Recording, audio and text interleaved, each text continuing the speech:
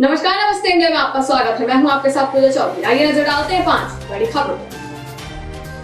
भारत के महान फर्राटा धावक मिल्खा सिंह का एक महीने तक कोरोना संक्रमण से जूझने के बाद शुक्रवार को निधन हो गया। उन्होंने शुक्रवार रात 11:30 बजे अस्पताल में अंतिम सांस ली। 13 जून को उनकी पत्नी और भारतीय वॉलीबॉल टीम की पूर्व कप्तान निर्मल कौर ने भी कोरोना संक्रमण के कारण दम तोड़ दिया। श्री मिल्खा सिंह 91 वर्ष के थे। उनके परिवार में उनके बेटे गोल्फर जीव मिल्खा सिंह और 3 बेटियां हैं। फ्लाइंग सिंह के निधन पर प्रधानमंत्री नरेंद्र मोदी, केंद्रीय मंत्री नितिन गडकरी, पश्चिम बंगाल के राज्यपाल जगदीप धनखड़, बॉलीवुड एक्टर शाहरुख खान, पूर्व अंतर्राष्ट्रीय क्रिकेटर वीवीएस लक्ष्मण समेत कई हस्तियों ने उन्हें नम आंखों से श्रद्धांजलि दी। पीएम मोदी ने ट्वीट किया, मिल्खा सिंह जी के निधन से हमने एक महान खिलाड़ी को खो दिया जिनका असंख्य भारतीयों के हृदय में विशेष स्थान था। अपने प्रेरक व्यक्तित्व से वे लाखों के चहेते थे। मैं उनके निधन से आहत हूं। उन्होंने आगे लिखा, मैंने कुछ दिन पहले ही श्री मिल्खा सिंह जी से बात की थी। मुझे नहीं पता था कि यह हमारी आखिरी बात होगी। उनके जीवन से कई उदीयमान खिलाड़ियों को प्रेरणा मिलेगी। उनके परिवार और दुनिया भर में उनके प्रशंसकों को मेरी संवेदना।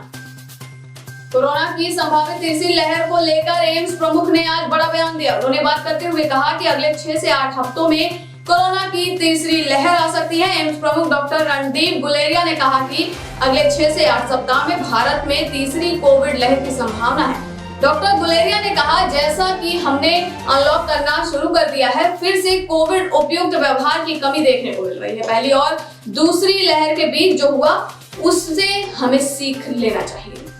फिर से भीड़ बढ़ रही है, लोग भारी संख्या में इकट्ठा हो रहे हैं। ऐसा रहा तो राष्ट्रीय स्तर पर कोरोना के मामलों की संख्या बढ़ने में कुछ समय ही लगेगा। यह अगले 6 से 8 सप्ताह के भीतर हो सकता है इससे थोड़ा ज्यादा वक्त लगे। उन्होंने कहा, ये सब इस बात पर निर्भर करता है कि हम कोविड उपयुक्त व्यवहार और भीड़ को रोकने के मामले में कैसे आगे बढ़ते हैं।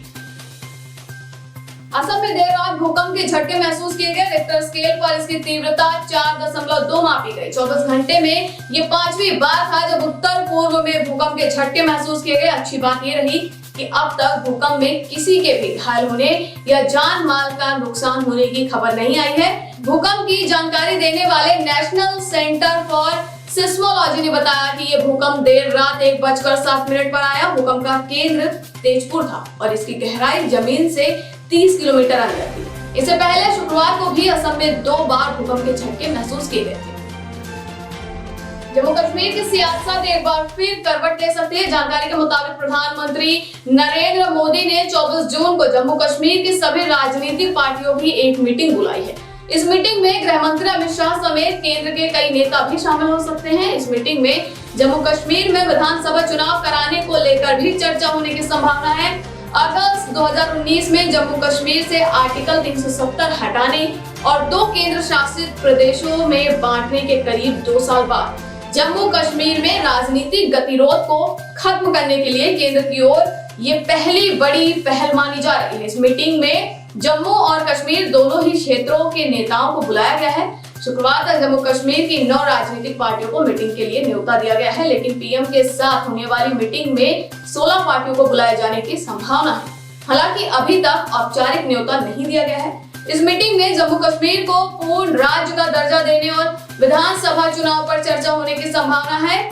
एक रिपोर्ट के मुताबिक केंद्र ने नेशनल कॉन्फ्रेंस के अध्यक्ष फारूक अब्दुल्ला, पीडीपी की अध्यक्ष महबूबा मुफ्ती, जम्मू कश्मीर अपनी पार्टी के अल्ताफ बुखारी और पीपल्स कॉन्फ्रेंस के प्रमुख सज्जाद लोन को मीटिंग में आमंत्रित किया है। ऑल पार्टी मीटिंग में जम्मू कश्मीर के भाजपा और कांग्रेस के नेताओं के शामिल होने की संभावना है।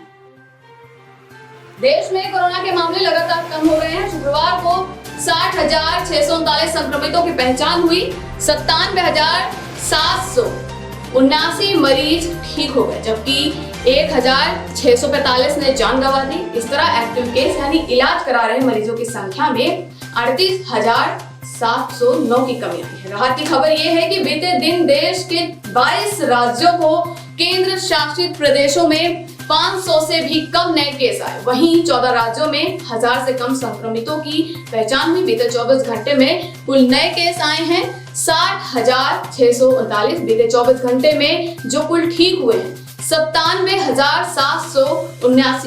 बीते 24 घंटे में जो मौतें हुई हैं वो हैं 1,645। अब तक कुल संक्रमित हो चुके वो हैं 2.98 करोड़। अब तक ठीक हुए हैं 2.86 करोड़। अब तक कुल मौतें जो हुई हैं 3.85 लाख। अभी इलाज करा रहे मरीजों की कुल संख्या 7.54 लाख है। ये थी आज की हमारी 5 बड़ी खबरें। इसी प्रकार की खबरों में बने रहने के लिए देखते रहिए चैनल न्यूज़।